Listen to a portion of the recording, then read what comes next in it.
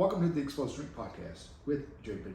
Today's episode, we're going to talk about speed training for sports and what speed training for sports should actually be comprised of, not kind of what we've seen through the past or what these books and everything else kind of tell us. And we're going to get into why the books and things and stuff are so bad, but let's get into a little history. I know I've talked about this on a podcast before, speed training BS or whatever, but for those of you who are just now listening to the podcast, don't listen to old episodes.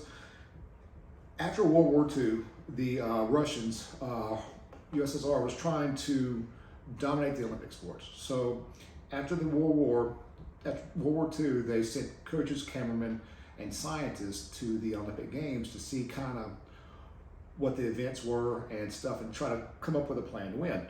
But after studying the Olympics in the early 50s, late 40s, they figured out that most gold medals could be won in the anaerobic sports, which are the strength and power sports. So they come back, start putting together plans to try to dominate the Olympics. And they did a good job because they dominated the Olympics in the 50s, 60s, 70s, 80s, and even up into the 90s. So for a long time, the Russians dominated the Olympics. But during one of those years, I think it was late 50s, early 60s, Yuri Verkhoshansky, which was a track coach overseas in Russia, and he's the one that the shock method. You read a lot about plyometrics and stuff. It kind of all started with him. And so one year he was snowed in off the track, so they couldn't go out in Russia and run around the track and do the normal track stuff. So they were stuck in a room. They had weights, and so they started using weights. They did box jumps and things of that nature. But for the first time, they started squatting and lifting more weights instead of the traditional track stuff because they were snowed in off the track, so they couldn't really do what they did, so they had to come up with something to do, so they started lifting weights. And once all the snow melted off track, Yuri went out there on the track and they started doing their track stuff and started doing their times and working on their improvements. And what he found out, and what he realized is that year that they were snowed in, they had to go use weights, that all the athletes had improved remarkably more that one time than they had in the past. And so these are athletes that he'd been working with for years and stuff and trying to get these Olympic Games won. And so track guy used weights. Now we know that getting stronger makes you faster. And so that's the good part. The bad part is when we're trying to use what the track sprinting is or what track teams do, it's a different. Track's more elastic in nature, so you're going to rely a lot more on elasticity to propel you down the track so you can conserve energy. Where in sports you have to have strength power. So sports are going to be more acceleration based, where track's going to be more elastic based. So what happens is acceleration comes from squatting, power, gaining more horsepower. If you want that car to go around the track faster, you have to gain more horsepower. If you take two cars the same weight, you got one that's 200 horsepower, one that's 400 horsepower. The 400 horsepower, you can put the shittiest driver in the world, and the 400 horsepower is still going to beat the best driver in the world, even with the 200 horsepower. So power is king, and so you have to be able to overcome your own inertia real quick. And so, but the track stuff that they've learned is it's a lot more elastic, so they can become more running efficient if their technique's better, if they do their bounds, the box jumps, the skips, the flying tens and things like that. So a lot of track stuff is going to be measured and marked off by doing high-end, top-end running speed, these flying tens and stuff. That's all good, but it's not where your bread and butter's made in the sports. So I've had athletes that go off the track, and I talked about this in a couple of podcast episodes, is that I'm mainly dealing with football players, lacrosse. There's starting to be flag football girls coming in, and you got softball players, you got baseball players. And so from football and track, it's totally different. Track, being it's going to be more elastic. Football, if you're playing like linebacker, most of your work's done within 10 to 15 yards. Even if you're in the middle of the field and you were the Mike linebacker, the middle linebacker, and you sprint sideline to sideline, if you go from the middle to the side, you're only about 25 to 26 yards. So you don't even reach maximum top end running velocity because that 25 yards, you're still in the acceleration phase. And so like if you're playing softball, home to first or second to third or first to second, it's only 20 yards. So again, acceleration sport. Baseball, home to first and first to second, 90 feet, 30 yards. So you're not ever really getting into the flying 10 phase or the point of doing that. That's all good if you're a football player. For most outfielders, softball, and baseball, they're not running more than 15 yards, even to track down a fly ball. So why work on elastic qualities when they're not even needed in sport? Like, even if you take a linebacker, if they're playing 60 plays a game, they may not reach top end running speed ever that entire game. And if they do, it's probably a maximum of 2 plays.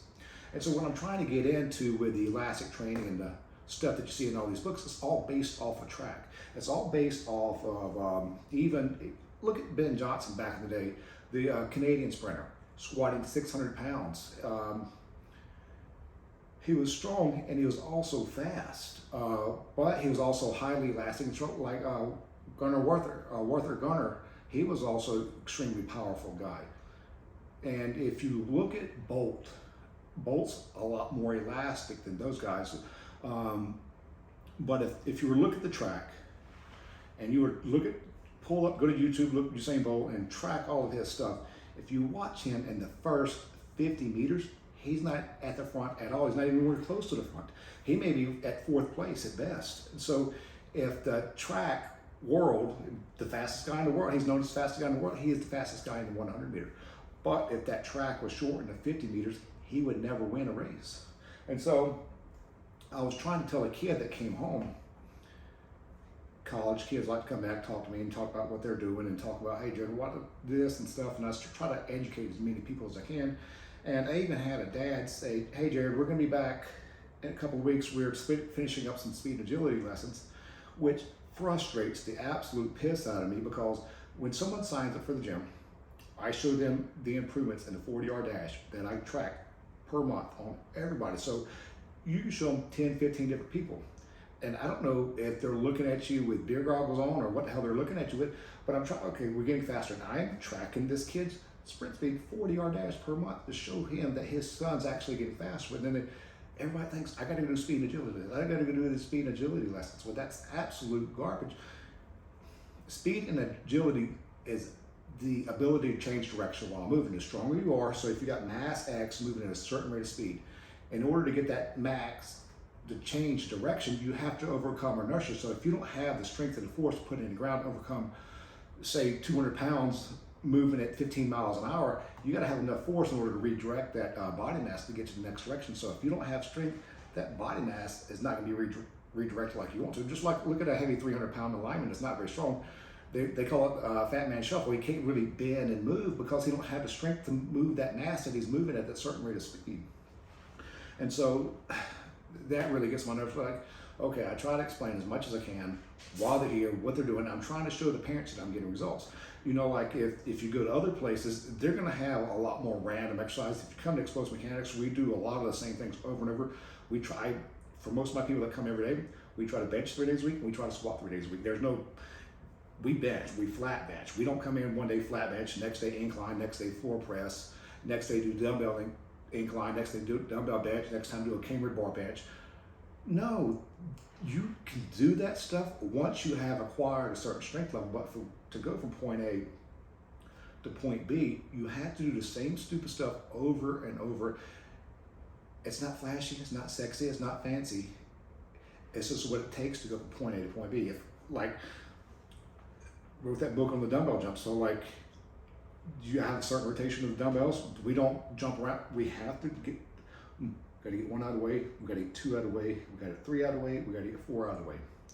We're not going and, oh, dumbbell jump this time. Next time we come in and do a running jump. We're not coming here next time doing a box jump. That's all good. If you already had that 40-inch vertical quality, if you're a female, if you got that 30-inch vertical quality, if you got the qualities, once they have reached a certain standard, then they have earned the right to have a little bit more variety in the training.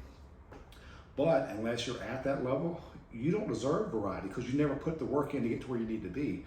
It's kind of like you can't graduate high school until you put all this work in. So then you can't go out and have fun in college and do all that stuff. So until you have reached certain standards, don't expect to do a variety of things. People want to do variety to keep people interested in stuff.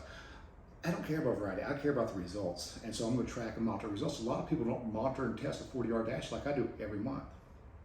I'm trying to test vertical jumps every month, test broad jump every month. I'm trying to make sure that all the strength training stuff that I'm doing is transferring over, just like the softball girls. When I test their throwing speed, try to show them that they can get 1 to 2 miles an hour per month, up to 5 to 6 months on their softball throws. I had the baseball guys. I don't even get these athletes off season, so sometimes the baseball stuff is real hectic with summer ball, fall ball, spring ball, and all that stuff. So everybody wants to go do skill, but the strength is what enhances the skill. So if you got a lot of skill and no strength, you're behind. If you got a lot of strength and no skill, you're still behind. So anyway, trying to just get all that out of the way, you have to earn the right. So the only way to earn the right is to get to that point. So if you're only jumping a 29-inch vertical, don't expect to do anything but dumbbell jump until that thing gets to a 40. And the reason the jumping is so important is because it's directly related to our 40-yard dash. Now you can have some athletes come into the gym and you can start them off and don't have to be serious about the dumbbell jumps, may not even do them. Let's squat to see if we can get your 40-yard dash move just by the way I program a squat. And the thing, a lot of colleges and high schools and stuff, they only squat these athletes once a week. And for speed improvements, to see speed improvements with squat, you have to squat a minimum of twice per week. If you're squatting 3 times a week, you can almost guarantee that you're going to get a tenth of a second off your athlete per month. But if you're not reaching those standards, don't expect those results. So if you don't put the work in, you don't deserve to get paid. So with all the athletes coming in and training, you're just trying to show them results. So can we get results without even jumping? Jumping, and like I said, jumping and running are correlated. All right, oh dang, we went 2 months, now this 3rd month we didn't improve, so now month 4 we got to start make sure that we're jumping with our squats, or that running speed may not continue to improve. So like I said in the other podcast, your intermediate fibers will shift more. So you got slow twitch, intermediate, and fast twitch fibers. The intermediate fibers will shift more toward the fast side with extremely heavy lifting, 85% plus. So you can have a shift from intermediate to fast, but if you're lifting a lightweight, a lot more reps, if you're doing 6+ reps, those intermediate fibers could shift toward the slower side. And so another thing about the box squatting versus regular squatting is elastic. It does not have a lot of demand on the nervous system. And where box squatting, you take the elastic component out, the elasticity dissipates as you sit on the box. The box is not something that it's not a guide where you know how low to go. It's actually a device used to break up the eccentric concentric chain so that the energy that is stored on the way down dissipates. And if you dissipate the energy on the way down, it's going to make the nervous system fire harder to make you stand up. Then with training, which means teaching the body, training over time, you're going to have a lot more neural innervation. So if you look up alpha motor neuron on Google or whatever, you can see it looks just like a hand. So you got one long arm and you got these motor neuron end units at the end.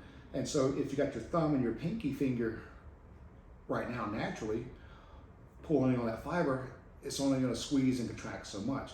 But with training, you may have your middle finger, your index finger, and your ring finger all start. Now you got 5 fingers pulling on that fiber. So now the more fingers you get pulling, or the motor neurons you get pulling on that fiber, the harder and faster that fiber contracts. And that's why it's so important to continue to do the same thing over and over again. It's because you will adapt specific adaptations to imposed demand. So the more you do something, the more you'll adapt to it. And the more you change, the less you adapt. And so with the right training, and by breaking up the eccentric concentric chain, by using a box for box squatting, you are causing more demand on the nervous system. Forget the muscular system. If I cut your spine, your muscles aren't gonna move anyway. So we need more demand on the nervous system so that it pulls on the muscular system so that we can get the desired results we want. If you're just doing regular squats, you're building the elastic, you're gaining strength, true, but you're also gaining strength and using more of the rebound effect out of the regular squat. You can do pause squats, but still a little bit more energy is stored at the bottom if you do a pause squat. You pause squat can help your vertical jump a good bit, but we're still teaching it how to fire. So by having a shift of those intermediate fibers to more fast switch fibers, by using those heavy loads, now we go to our dumbbell jumps, and with the specific load, I don't like them jumping without weight. I've almost eliminated that over time until it's time to test with, because they start to focus on the without weight because that's the cool number. You have to jump with load, you have to bench with load, you have to squat with load, you have to do different things with different loads in order to progress to the next level. And so by jumping, we're taking those newly shifted fibers and we're teaching them how to fire at a higher rate of speed. And so newly acquired fibers are now then taught to explode and contract harder and faster. And if you look at the 40-yard dash, which I've timed every month for the last 13, 14 years, you can start to see patterns of their sprint performance. So now I've had some guys that will run, say, a 2.88 in the 20, and I may have a guy run a 2.96 in the 20, and actually run the exact same 40-yard dash, maybe a 5.05. You run a 5.05 at the 2.88, and I think the guy that ran the 2.96 also ran a 5. I want to say a 5.05, but it may be a 5.03. So you got your 2.88 versus 2.9, so you got a tenth of a second difference in that first 20 yards. Now the guy running a faster 20 may need more elastic qualities, or you just may need greater strength. So I bought a piece of equipment that I'm going to test out. Can I create a better back half 20 to 40 time just with increasing strength to not rely on the elastic component? Because that's 20 to 40 yards. We're never going to run 40 yards. I've got to get these kids to run a 40-yard in the gym faster, so that when they go to their showcases and their combines, that they're also testing faster, so that hopefully they'll get recruited. The whole point of someone coming, I want them to get the opportunities I did not have. I want them to get in college. I want them to go play a sport that they want to play. If someone wants to get faster just to want to be faster, I want to give you what you want. And let's come up with a plan and game plan to get that done. And if you're not consistent, it's not my fault. I'll try to teach and tell you that if you're not doing this. I had a kid complain, Jared, why am I not getting faster? Well, you squatted 6 times this month. You're not even getting 2 days in a week. When his buddy was squatting 8 or 9 and his buddy improved and he didn't. So over time, by you testing or I testing, by the time I'm testing all these people, why did this person improve and I didn't? I've been here, Jared. Yeah, you've been here for 6 squat days and 10 bench days. Yeah, maybe you should start testing your 40 on your arms. You know, it just really depends on the kind of work they want to do. You know, do you want to work? I heard Nick Saban say, do you want to work from 6 a.m. to 10 o'clock at night, 5-6 days a week, to get to the NFL? If the answer, I'm not willing to put that work in, well, you're not really willing to get to where you want to go unless you're actually going to dedicate yourself to put the work in. So, so if I can fix the backside without the backside, use the elastic capabilities start about 25 yards in the 40-yard dash to where you start, your hamstrings start to take over. So if I can fix it with just strength alone, I'm going to try to fix it with strength alone. And the thing about the track and stuff, before I had this kid, let's get back to that story, that was coming in and, Jared, why don't you do this? Because he's at a university, a D1, Power 5, D1 university, and they wear this catapult thing. It tracks everything in miles per hour. Well, if you're tracking stuff at miles per hour, it's usually a maximum sprint. So you're running at like a flying 10, or you're running at max velocity. And that's what I was trying to get over. In sports, you're not running, unless you play defensive back, wide receiver, maybe a tight end, say 40% of the game. Even a running back never reaches max velocity. Most of the game is played in the acceleration phase. But no one knows speed training, because they're all getting this information based off of either Charlie Francis or Verkhoshansky's work and track work and all these other people that have studied all these people in track. I had this guy that was coming to me, and his neighbor was Christian Coleman, which is a famous U.S. track sprinter, and I was trying to tell the dad, I was trying to tell the dad the exact same thing I'm trying to tell everybody here on this podcast, is that he needs more power. He needs more power for the 40-yard dash. And they were listening to Christian Coleman, which is a track sprinter, which was very successful in his sport. But they don't realize that whatever happens in track does not necessarily happen in football, like a Bolt.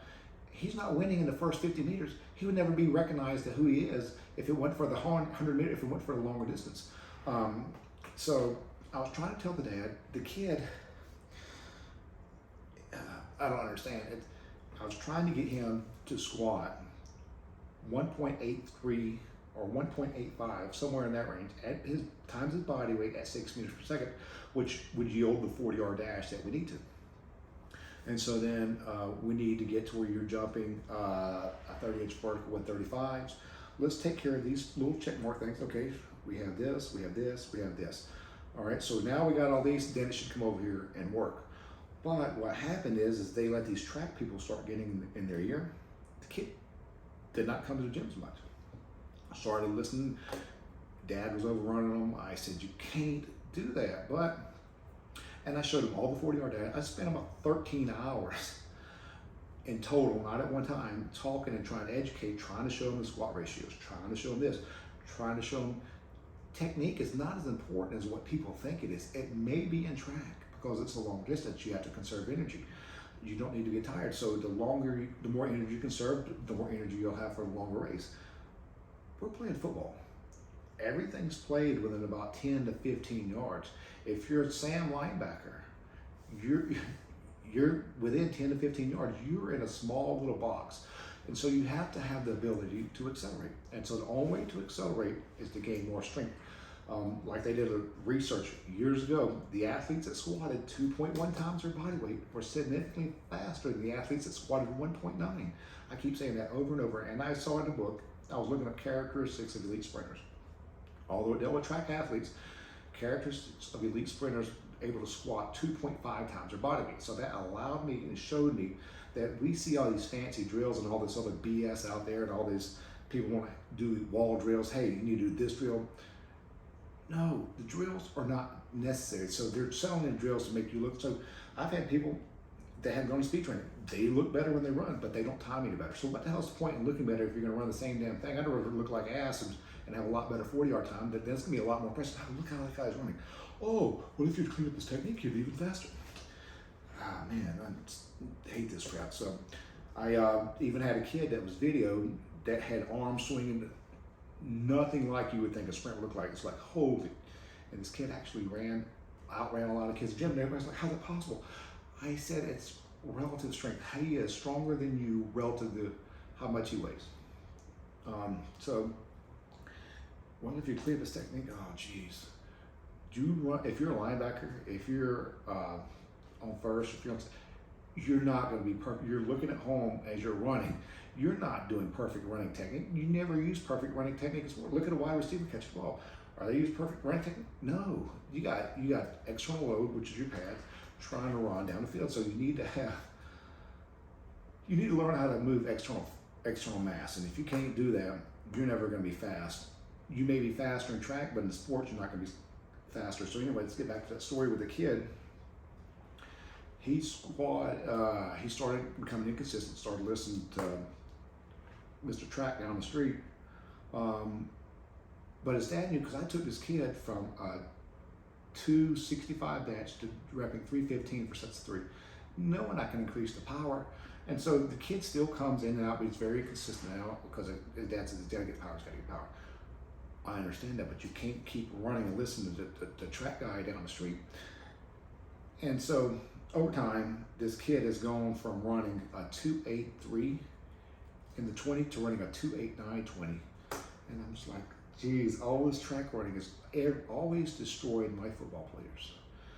Football players got to run 40, and so I test a 40. If you get better at 40, you'll get better at the 60. If you get better at the 40, your 20-yard for softball, when they test that, should be better.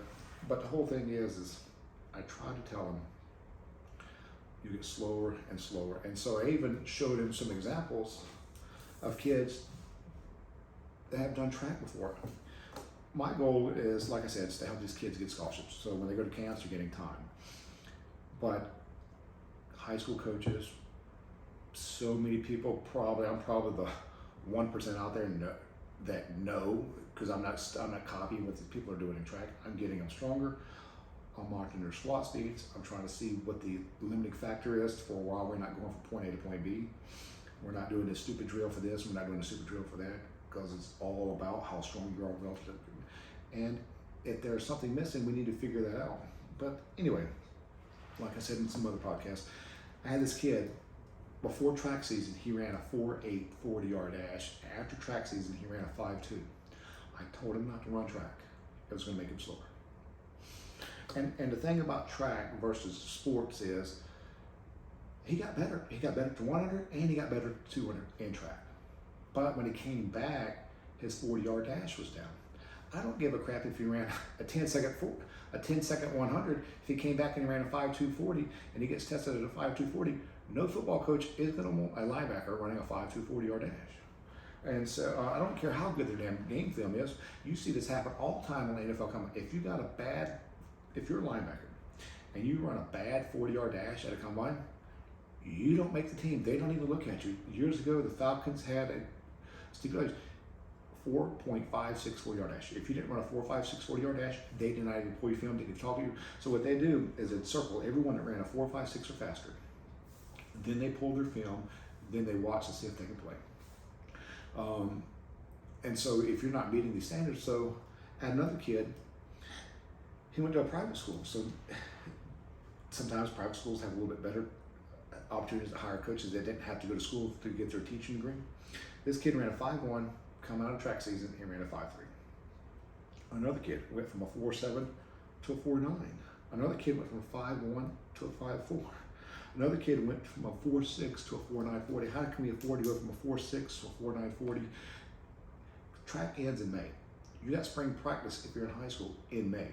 After May comes June and July. I've had kids go to almost a camp per weekend for the month of June. And if you go from a 4.8 to a 5.2, if you go from a 4.6 to a 4.9, you do not have enough time to get that athlete adapted back onto the other energy system to produce those results. And so they may have gotten better at track. So I'm not busting track may be doing their job at getting them better at 100 or 200, but they're destroying their 40-yard dash, which is killing what that kid's goals are. You know, yeah, I thought I'd get faster. Everybody thinks you get faster running track. Hey, I need to run track. Hell, I thought the same thing when I was a little kid. I need to run to get faster. If I would have just squatted more, I ran away from squats, so I didn't know what they did to me. But when I went to squat, they wanted to just do sets of 8 and 10, which would not have made me faster anyway. So I would have never seen the correlation until I opened up a gym years later and started testing 40-yard dashes per month. I started learning a lot more about what's going on. And so the kid came home and wanted me to use these. Hey, Joe, you should get some kettlebells so you can test your miles per hour. Miles per hour sounds good, but it's only for maybe your DBs and your wide receivers. They're not really accelerating at max velocity. They're kind of rolling into it, then accelerating as they go down to where they're reaching their top end. So it's almost like a roll. You don't really accelerate right off the line for most plays. It's kind of chop your feet, go. You know, so it's almost like a running start instead of like explosion start. So if you're a linebacker, you don't back up to go forward, you go forward. If you're a lineman, you don't back up to go forward, you have to go forward. If you're a defensive end, you have to go forward. So with the running backs, they start boom and go forward, where sometimes the wide receivers and DB, they may chop their feet before they make the first move, so the energy is being stored, boom, then they're able to go. So it's a totally different thing, which may be okay for your wide receivers and, like I said again, your DBs or your safeties. But if you're a linebacker, if you're a baseball player, if you're a volleyball player, if you're a softball player, and you're doing speed training to get faster, you're going to look a lot better, because most of the time, if not all the time, you're working on these drills to where you're going to look better. But if you're not being timed, how do you know those drills are even working to help do what you want to do in the first place? So wanted to get on here, kind of rant on that as far as what true sports speed is. Sports speed is acceleration, and acceleration is built with strength. So and track's more elastic where you're gonna do the bounds, skips, and all that stuff. So hopefully that settles in. I've got some questions I need to get to from the emails I've got. So if you listen to podcasts and you've sent me an email in the past week, I'm gonna get to you. I try to save those for later, so I can do podcast and answer your questions. Do that so everybody kind of understand what's going on. But also check your spam, because a lot of times when I do email people back, it goes to their spam. I don't know why. Even people that had been coming to the gym for, I never got your email. Did you check your spam? Okay, yeah, there it is. So anyway, hope that helped. Just trying to get it off my chest, because something's got to change, or everybody's going to fall in the same boat. But if you know it, college coaches and all that stuff don't want to change. If you listen to me, I hope it change. So anyway, if you have any questions, please email me at info@explosivemechanics, which is the best way. I know people have messaged me on Instagram that I got to get to, but it's a lot easier for me to save the emails versus the Instagram. Kind of gets jumbling around a little bit more. So thank you for watching. Thank you for listening. Have a good day.